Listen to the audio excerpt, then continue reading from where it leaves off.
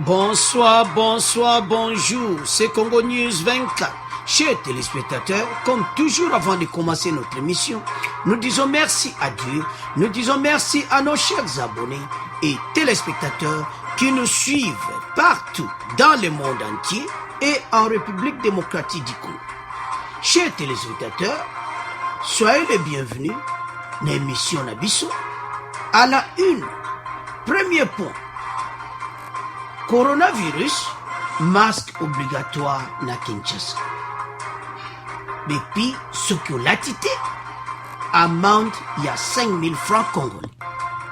Alors, bandeko, beaucoup mona extrait vidéo, peut beaucoup l'an d'émission, yo peut beaucoup comprendre qu'est-ce qui se passe, peuple a déclaré. Alors, tu vas développer une émission là-dessus. Alors, chers téléspectateurs, le deuxième point. On va parler de la rencontre entre le président de la République, Félix Tshisekedi, et l'ancien président Joseph Kabila. Tu peux discuter, tu peux solo la peut expliquer bino pour la rencontre wana. À l'ordre du jour où est numéro 1, c'est pour combattre le coronavirus. Alors, tu peux développer une émission là-dessus. Alors, chers téléspectateurs, tous à la connecter. Chers téléspectateurs, troisième point, à la une, confrontation Kamere Bitakwira Amaka. Et yindi entre Bitakwira et Kamere Bandeko. Toko développant peu pour compenser Bitakwira ba bensa qui est na matete. Et puis après wana, Kamere toujours azakonie, alors Bitakwira akendaki na makala na audience oyo ezalaki kuna. Alors face à face Bitakwira Kamere eza ya koyinda tokodevelopa en émission na biso. Quatrième point, détournement de fonds. L'ex-ministre Thomas Louaka attendu au parc. Chers téléspectateurs, hier moto azalaki ministre ya travaux publics. Donc ba arrêter nyonso ya ba construction ye mutazai autorisé. Alors ba tanga ki kombona na dossier oyo bandeko eza somme. Donc ya yebi masolo. Alors toko développer en émission na biso. Donc aza attendu na parquet to yebite oyo koleka ce qui nguma komela ou bien ndengini. Alors toko développer en émission na biso. Alors, chers téléspectateurs, comme la première point de biso, coronavirus, masque obligatoire à Kinshasa, déconfinement du centre-ville à partir de mardi, et puis 5 000 francs d'amende à celui qui ne porte pas de masque. Et Zamo Boulou Bandeko, mais to bande mission na kopesa d'abord conseil. Conseil zanini. Que atamba lobez obligatoire mbongo kosomba ngo toyebi keza pasi parce que ba réclamation ezali pourquoi pas ba sombeli bango ngo ba pesi bango ngo gratuit mais d'une part pe masque oyo yomo ko saline lamba na yo osukoli yango lati to pesa bande wa Kinshasa conseil et ça très bien. Ba masque musubo lati on nazomona eza ba masque monsoko lati obwaki yango oke osio lati mususu eza ya kosukola te eza musu eza usage unique. Alors conseil to pesa bandeko na biso baza na Kinshasa ke botala ba masque ambie botanga yango bien parce yozo lata yango chaque jour. Parce que le colo somba kiango, il faut la soki au même au ko sukola yango ou bien parce que ba masque monsieur ezaka ka usage unique au lati lelo au bois kiango au que aux sumusus au lati. Alors ce qui n'est pas le cas pour na bande konabison na RTC. Faut comprendre yango ke mboka na biso ba moyen aluka moi 500 francs ou 5 000 francs na ya somba ou bien loko na ya kolia ou bien nini Donc, aluka mbomba, aluba soko prix, eza so 500 francs, si je ne me trompe pas. Donc, ezaka kebele. Alors, ao kanseng bon fana somba mwelo nga kulia kina somba masque. Conseil tozo pesa.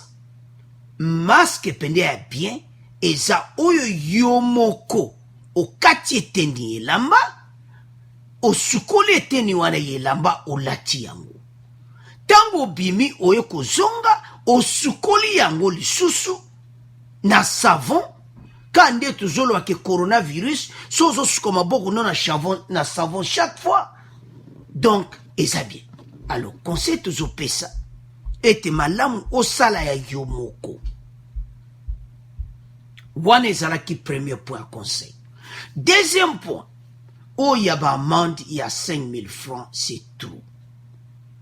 Ezebele bazabatu, mais te comprendre que malgré ba lobby bongo, mais police aza vraiment donc relaxé quoi. Donc aza pena ko solo la kitoko bokolanda. Donc félicitations à chef de la police Kasongo na musala za kusala. Ba policier vraiment baza discipliné. Ezo monake vision moko avec le président de la République. Ezate ke koma même ba masque bo bana ko tia peuple na oh ba kopo bo non. Mais na oyo to moni oyo to ko tia bino to moni te non. La police congolaise ba komi quand même disciplinée. Donc azo sola na muto avec un respect. Bande kweze sengo kumona mboka na biso. Makamusi futo kumisa soto bone loka kitoko. Alors, tolande extra vidéo oyo bongo to continue mission na biso. Solide. Il faut talo ba soda na ba masque. Talo biso. Otalo biso. Ogo mona bien. O mona biso. Alors le vidéo c'est quoi? Il y a la masque là. La masque là. C'est pour que je mette que les notes na mona ngote kaka sikoyo. Na pesi no 1 minute. So na mona masque te tala ba onyoso. Oui. Sans masque ça ba onyoso. Sans masque. Hein? Na ba oyo. Il masque na za. Hein? Soki osumbi yango te na zoto okanga yo. Oyoki? So na mona masque te okanga. Kasi ko alisumba yango sikoyo.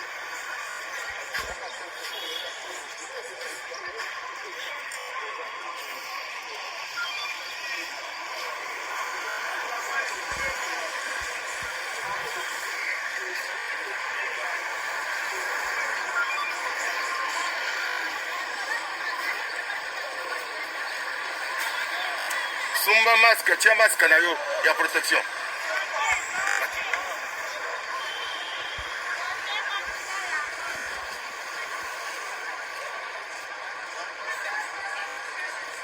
Ok.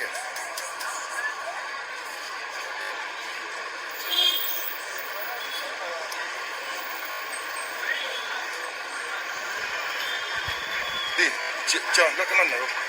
Là.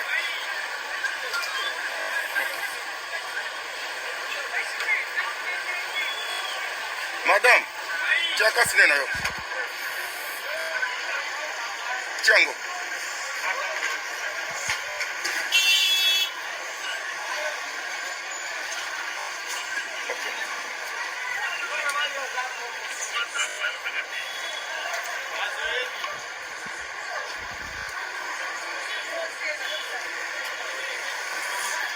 Papa, cassé les nains.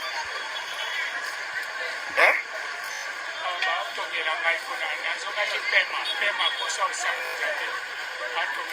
Pema kusanze mpona ngo kusofanda wana makasi zali. Pema mpona kulata mpona kutambula kokoma wana makasi zali. Pema wana pema ne salaki. Soko lati te to kokanga yo. Oyoki? Omone ba soda ndenge balati yango. Omone bango nyonso. Omone bango nyonso. Omone ngo bazali. Omone ngai pe ndenge na lati. Omoni? Omoni wana lati? Soki na zoni na kuti na maske te na ukanga yo. Toyokani? Okay.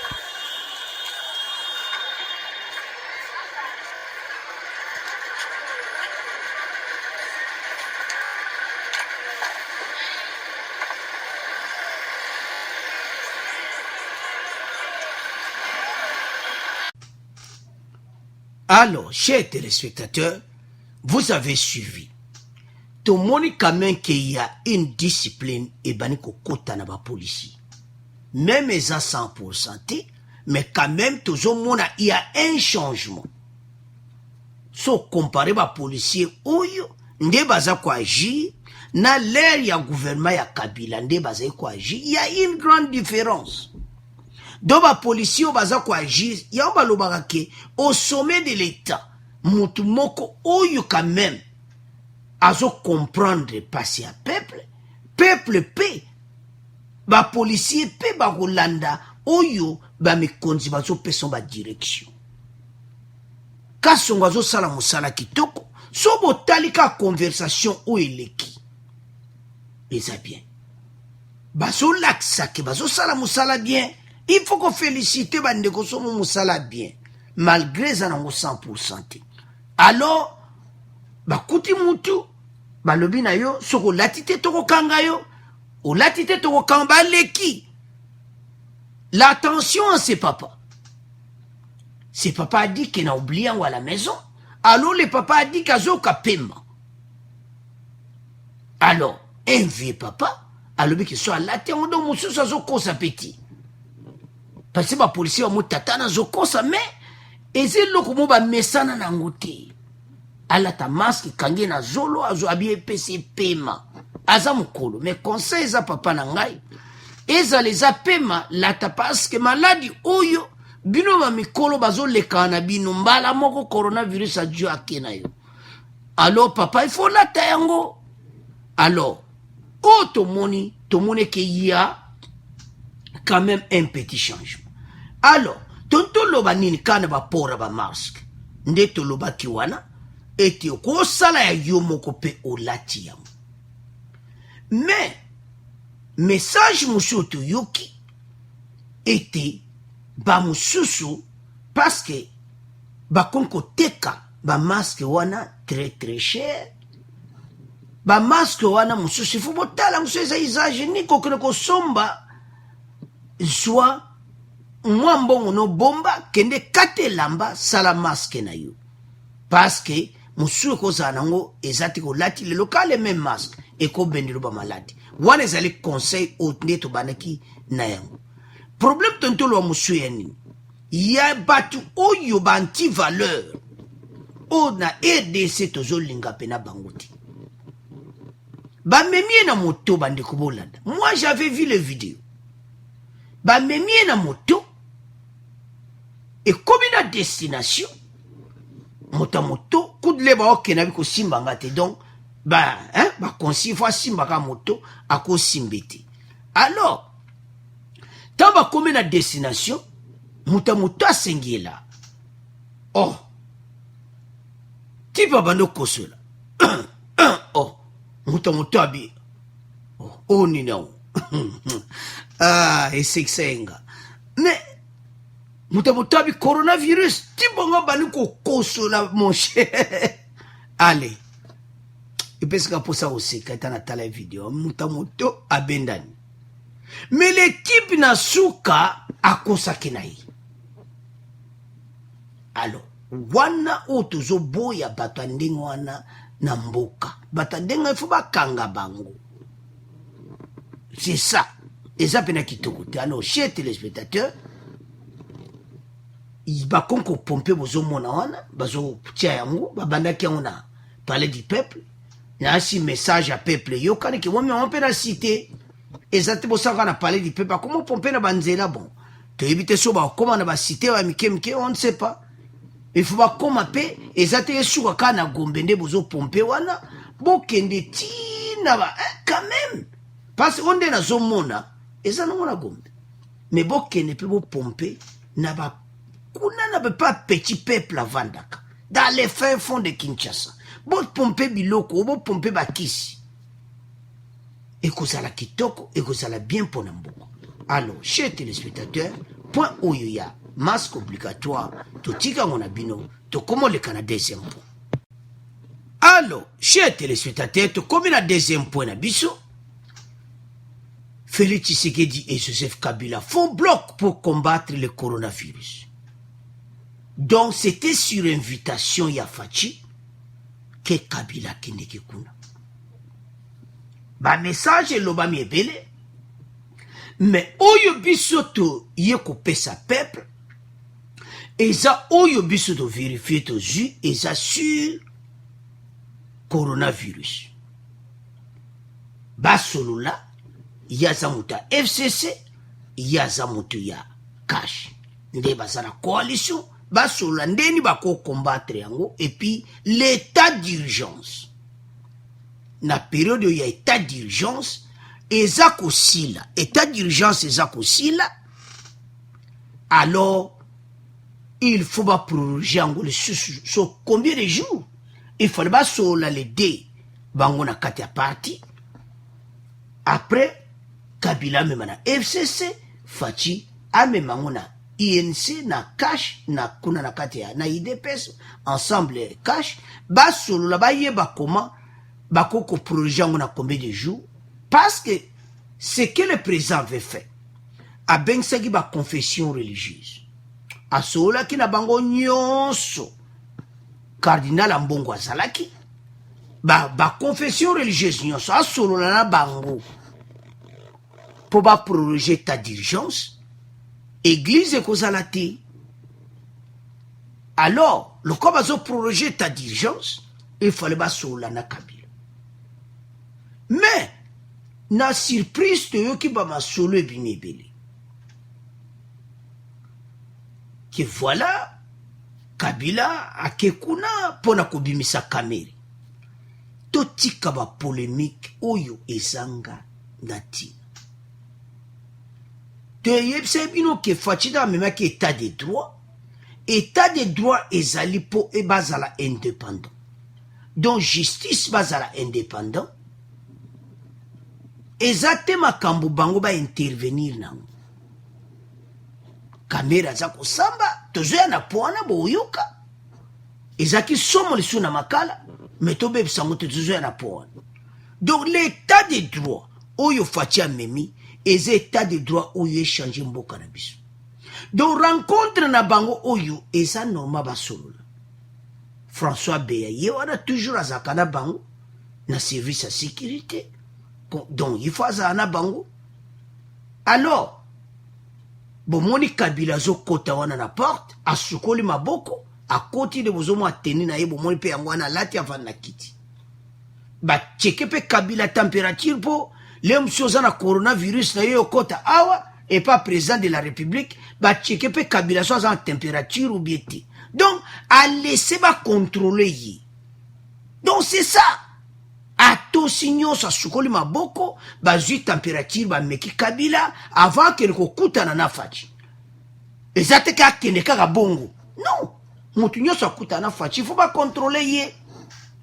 Wale zaka ka etape ya kusuka maboko cheke température. Kuna pe na porte bako cheke. Le mso yene loko mobo do eli bende mobo bien ni na poche ekolela. Alors, eloto ntolo banini aw. Il y a trop de l'obamaka. Il faut tous la connaître dans l'émission. Ma solo ne bazawana. Kaka François Beya mutako bimisa ma solo na libanda. Est-ce que vous savez très bien? François Beya abimisa ma solo na bamba zo sola bambali. Pas ces olobama ebele. Bande ko faut comprendre le lokomoko. Que Kabila na makambo ya politique akoma na vine kana kingankati kuna nde asala kama scenario na ye na bat na ya FCC mais na ndenge ke oyo nde biso ba congolais musuto zo comprendre ye pa neza bongo te mais azaka na ba système de jena ye mutu nyonso ayebi ndinga zana yebi ke ba Congolais balinga kana bango yiti ndinga yone pa fachi batu bele ba yebi batu bele balingi yekuta pusa na pembe na fachite batu bele ba yebi mais et là comment te faire comprendre que fachi zana chouati bazana coalition il faut basolola même ngai nous présenter na ko sepela te présence na ye et pas fachi mutu nyonso sepela te mais fachi akuti ka oyo eza coalition faut ba travailler ensemble basolo lo bazo obligé basolo la alors mutu nyonso ayebike Kabila aza toujours na problème na ba Congolais mutu nyonso nalandaka fachi na ba interview na ye alobi ke na RDC présent ou à liboso toujours fa bendana donc o eza première fois que présent moko avandiwa mais asuka akawana abaksane makamusuti donc bino siko bo comprendre alors situation chaque fois ya Kabila et bendaka toujours les on dit oh elobama kiboy oh elobama kiboy mais oh biso to yebete zapona état d'urgence comme l'état d'urgence et que ça l'a prolongé parce que ça y 30 jours il fallait basolo alors to tika ngona bino to komoleka na troisième point na biso oyo eza ya kuinda na makala. Alors chers téléspectateurs to komi na troisième point na biso point oyo vous savez très bien que Justin Bitakwira azalaki na parquet ya Matiti. C'est là où il avait cloué Kamere avec toutes les preuves. Alors, tant que memeli Kamere passe bazana baudition zo salamana makara na chambre de conseil. Alors, bamoni ete lokola Kamere azo nié makambo oyo Bitakwira lobi, alors il faut Bitakwira akende kuna na makala bakutana tête à tête. Rencontre wana eza na ba dossier o bozo mona ya ba maison préfabriquée. Moi je vais voir un peu la lettre pour notre progresser l'émission. Na lettre so talika rebandele sur instruction de son excellence monsieur le président de la République. Ah Kamere. C'est ça. Problème est ça grave. Trafic d'influence et puis et ça ndenge pende zalaka. Directeur à bureau à président en solo c'est au nom du président de la République. Ce qui est dangereux, tout ça dans la lettre kaka. Ce qui est dangereux, tant yozo salama yuya. Obuki bami peko ebele. C'est pour ça que batuna ki na matiti. Oyebi eti oyo kosala. Eza ono ya président de la République. Mais na makambo oyebi ki obuki mubeko. Kamere c'était là. Batuna ki. Ozo salama yuya au nom du président de la République. Chers téléspectateurs, c'est grave. T'as la scientifique yangoana Vital Kamere, loi Kani Gani King. Yangoana kafumba na scientifique ne yangoana. Ba lettre ibimi. Bitakwira face à face Kamere. Confrontation. Payapsi Kamere malembe. Malembe Kamere. Bozala tabino moko. Ba lettre ya boise umonana. Yemuta saleba masolo. Bango na lera chibala. Bazaki na même masolo pe ya ba maison préfabriquée. Mais batikala ko continue nango te.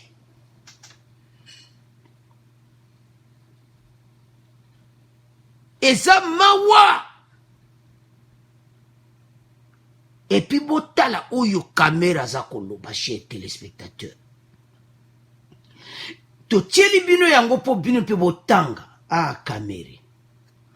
Il a aussi déclaré qu'il n'était pas la responsabilité du directeur du cabinet, du chef de l'État de suivre l'affectation des fonds payés directement par la banque dans les comptes des dites entreprises, car il y a toute une équipe qui était chargée de la supervision des travaux, parmi lesquels il y a des ministres en fonction, à l'instar de Thomas Luaka, Tozo yana poena yasuka. Thomas Luaka e Yindeli e bimi wapi na dossier à Kameri. Donc ndenga zawana azana parking donde Tozo loba, mais to bebisa ponati. Willy Bonkopos est le gouverneur de la Banque centrale. A Tangi Batu aussi pour cela, parquet audisto Kamere a Poiti Batu Oyo.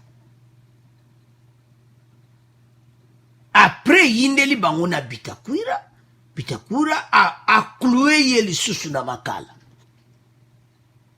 Alors, porte-ne ou a kuko échappé, Yangwa Tutieli Bino.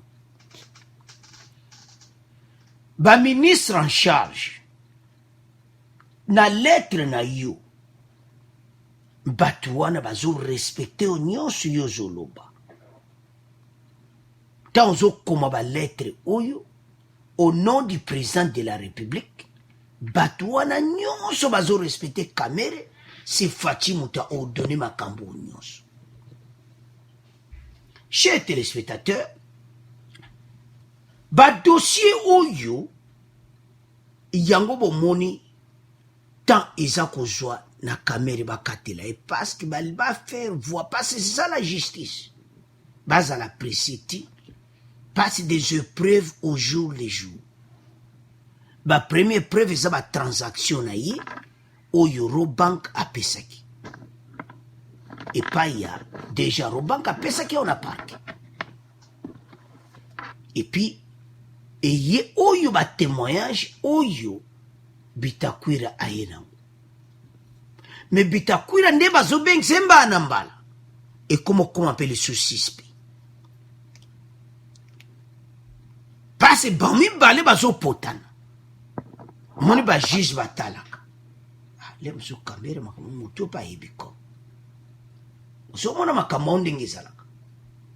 Parce que Kamera koko confronté ndenge wana te, tout à la paix gauche, tout à la paix droite. Peut-être, ya pas yebi ma solo. Parce que ba million ndenge bimaki, yepe peut-être a yebi. Tala lelo oyo. Thomas Luaka. E Yindeli, Kamere mutabimisi. Alors, ndenge ba dossier zo kende. Kaka ndenge Kamera azakuna na makala, bo audition zo salama. Ah, c'est quelle stratégie? Pasa mona mupepa libanda teo ayaki na kumateta ya kusamba no. Masolo kaka kuna, bo solo li kaka kuna, makampe sili kaka kuna, Kamere bakateli yo, soki kozala 20 ans, soki kozala 15 ans, wana bandeko nanga ekozala somme. Alors, eko yindela yi. C'est la honte na pays na biso. Ce qui me fait mal quand je vois ces documents sur instruction de son excellence monsieur le président de la République, chef de l'État. Quand je vois ça, ça me fait mal. Pourquoi? Parce que à salir Bakomba alors que il faisait ça lui-même. Et puis Bitakwira lui a dit ça face à face. Que na dossier wana bango bazakunati. Selon les preuves au Yamemi. Alors, chers téléspectateurs, citation à Kameri. Chaque jour des dossiers Zobima. Chaque jour. Lobi le sous-tozo yé la bino mususu. Eza somo. Bozala connecté lobby. Toujours des dossiers Zakobima. Mais, na conclusion, Kamere, culpabilité neza makasi. eloko bazoluka ba preuve ebele mpona koyeba sentence donc ta peine na ye kozala combien de mois donc so peine na ye toyebi te oyo bakokatela ye. Alors chers téléspectateurs, totiki mpona maboko na bino po kamera asali soni ya RDC. Directeur ya bureau ya président azokomaka lokuta au nom ya président de la République. Alors totiki yango na bino tokomoleka na mpo na biso oyo ya Thomas Luaka eyindeli ye kamera moto ayindeliseli ye. Alors chers téléspectateurs, tokomi na point na biso détournement de fonds. L'ex-ministre Thomas Luaka attendu au parc. Nde bozomona na photo wana Foner dobe instruction nyonso nde bozomona arrêté wana ya signé yango chez téléspectateurs to tcheli no botanga. Thomas Luaka yo yebi masolo n'a eu que 5 jours pour donner son aval au travers de sa correspondance référence numéro CAB MIN de IPTI TPR TLL 00167 PMN MNB 2019. Oyebi masolo kamera tangi opambate kamera lobi makamwana tu yonde ufale olanda ba vérification nyonso. Alors, chers téléspectateurs, toko tiela bino extrait bokolanda comment masolo ango pena ndenge elikaki. Fonero bozomona wana salaire $17,000 par mois. Azana 31 propriétés dont 13 achetées pendant un an sombi 13 ndaku. Monsieur Zana va payer européen. Ake abendi 30 millions ye Fonero. Après que Thomas Luaka pesi fait vert na masolo kaka 5 jours. Donc dossier na ye nde bozoma bato ya misatu. DG à Sokok, DG à Foner, DG bango bazana makala ne bazawa. Eza kitoko ke masolo ezo sawa na makala bango tu baza. Gango moni bazo kene audition kuna na makala. Situation où ils ont mawato. Voici comment Luaka a autorisé le contrat de gré à gré conclu entre OVD et établi un ordre de service pour le lancement des travaux de réhabilitation de 12 052 km de voirie à Goma pour une durée de 10 mois. Au terme de l'article 6 du contrat OVD Sokok, les travaux devraient être préfinancés par l'entreprise Sokok, propriété de Modeste Bakabouza, présentement aux arrêts, avec un mécanisme de remboursement à mettre sur pied par les ministres des infrastructures, travaux publics et reconstruction. Des remboursements. Par mois, na ba tranche. Tala, Thomas Luaka yozara kati ya masolo. Na ndenga mabete bandeko nanga, akende ka ko justifier. Bon, neto sa l'émission awa, ye aza kuna deja na matiti. To ebite, soki kuna masolo ekende ngini. Soki nguma mele akiko sanze dietwa na makala, to ebite pokuna, soko koti, ye kuta na parquet ya, je m'excuse. Donc, to ebite kuna na po ba parke wana nyonso comme kaso okomi ba yambio oliki. Alors, chers téléspectateurs, eza mawa. Donc, situation oyo na ndenge batu oyo ba bendi bala ezo sala pasi pe mawa na mboka na biso. Mais source nango nini kamera. Document wana eza DG ya OVD yepe basimbaki Benjamin Wenga ye mutasi yanki yango ye nde bozomona na contrat OVD Sokoko totieli bino wana bekri préfinancé par l'entreprise Sokok. Sokok ne tata bozoma batie na kata van. Déjà Sokok. Déjà Sokok li solo ne ba monika mba mutu donc. O balar pamba pamba. Baudience pamba pardon mutu maman a changé ka du cop. Bambongo ba congolais ba souffrir. Des millions chez les spectateurs. Ba bende on a ba compte na bango. La totalité à ma solo nyonso 66 millions. Eza mawa. Comment on a makamabo. Alors, chers téléspectateurs, toujours tiens la extrait oyo. Bon, on continue mission na biso. Dossier 100 jours, l'ex-ministre Thomas Luaka attendu au parquet. Dans le cadre de l'enquête sur le programme de 100 jours, l'ex-ministre des ITPR, Thomas Luaka, sera entendu par le parquet près la cour d'appel de Kinshasa-Gombe. Son audition va porter sur le contrat Sokok OVD et la banque TMB conclu en avril 2019 sur fond d'une surfacturation. Dans ce dossier, 2 millions de dollars américains ont été déboursés par kilomètre de route. L'Office des voiries et drainages, OVD, a signé un contrat avec le Foné pour la construction de 10 km de route dans la ville de Goma, Nord Kivu, et 20 km dans la ville de Bukavu, Sud Kivu. Jusqu'ici, il n'y a rien de louche. Mais, le bas blesse lorsque l'OVD confie la charge à l'entreprise Sokok, société de construction du Congo, pour exécuter ses travaux. Ce contrat, portant sur une valeur de 66 millions de dollars américains, ne concerne pas les villes de Mbuji-Mayi et de Kananga qui ont pourtant été évoquées auparavant pour arracher cet accord. Le but était de faire valider au chef de l'État cette supercherie pour lui arracher l'accord verbal. Au coût de 66 millions de dollars américains pour 30 km, 10 km à Goma et 20 km à Bukavu, le prix moyen par kilomètre est de 2 millions de dollars américains 200 000, alors que le coût moyen pour la construction de 1 km est évalué à 1 million de dollars américains en zone urbaine. Le plus grave est que la ville de Goma, ayant un sol volcanique et pierreux, demandera moins de matériaux et de travaux que les autres routes. Ce qui fait que le prix de construction d'une route y sera plus faible. Ce coût de 2 millions de dollars américains 200 000 le kilomètre s'avère donc totalement absurde. Pour cette opération, la banque TMB est sérieusement intervenue.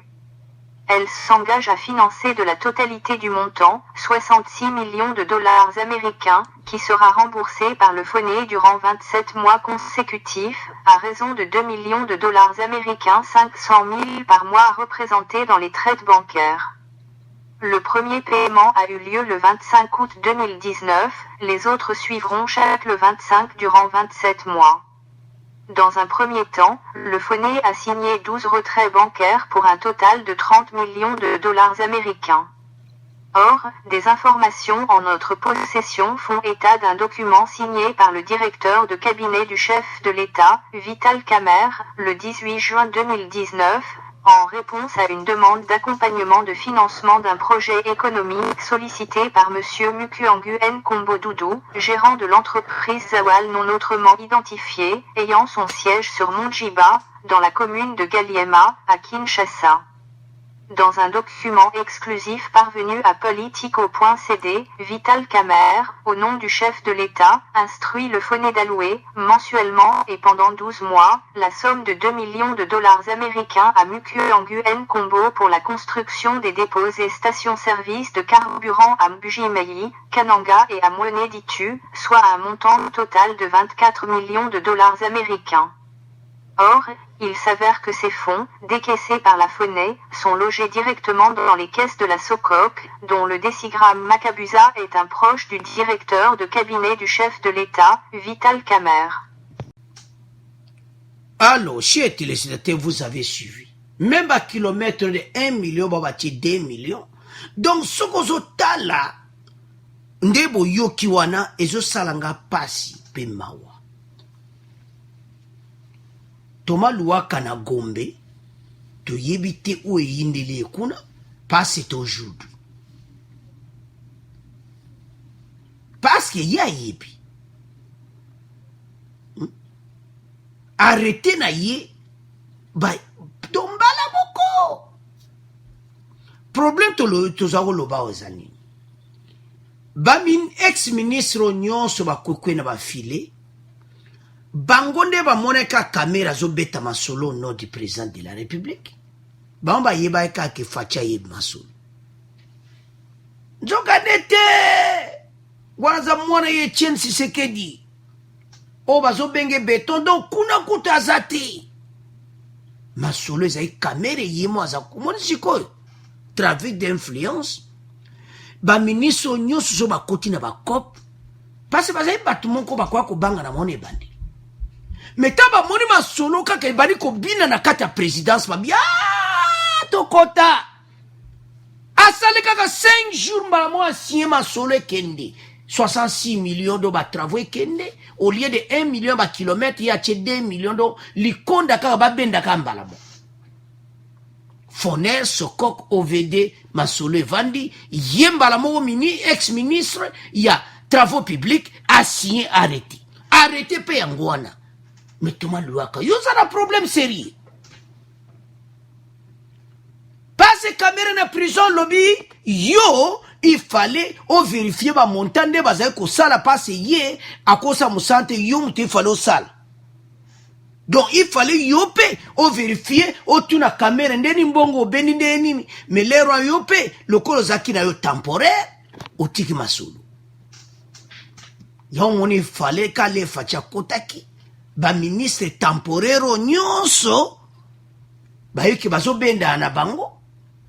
Alors donc batu yo trafic d'influence koti bango na kata ban solo parce que bango ta ba monika que non biso peto yiba. Donc c'est que le quoi la présidence ba bando yiba ba ko tuna sur le côté.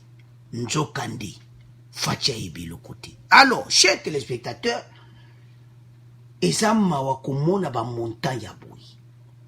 Ndebo zoma batumi satuana DG ya Sokoko avant na kati avant DG ya Foner Fulgence Baramos yé pas en prison donc yanto batu nyonso bakoza la libanda te ndenge kaka avec mukuna lobaki il y a trop de sociétés fictives et zaka kobi mais lobby émission lobby zaso. Il y a trop de sociétés fictives. Thomas Luaka, on a un problème sérieux. Surtout Taliawa, ba korezo salama, mbalamo yo pesi fever, oveda signé contrat mbalamo kona Sokok, balare bimi, yaya bendi balare. Un montant de 24 millions de... Voici comment Luaka a autorisé les contrats de gré à gré entre OVD et Sokok pour un montant de 24 millions 950 000. Bon, tout on a qu'à partir à 24 millions. Thomas Luaka, il y a qui combien? L'homme a un biseau peuple. Parce que le peuple a la colère. Na 24 millions, il y a qui combien? L'obako, il y a qui papa. Talakama sola musiko. Mawa, notre pays. Que des millions 24 millions 952 226 de bozomona wana 78 au 30 avril le DG Wenga a vite à 2 kilomètres de voirie à Goma pour une durée du temps au taliba makambo tezo pesanga passe.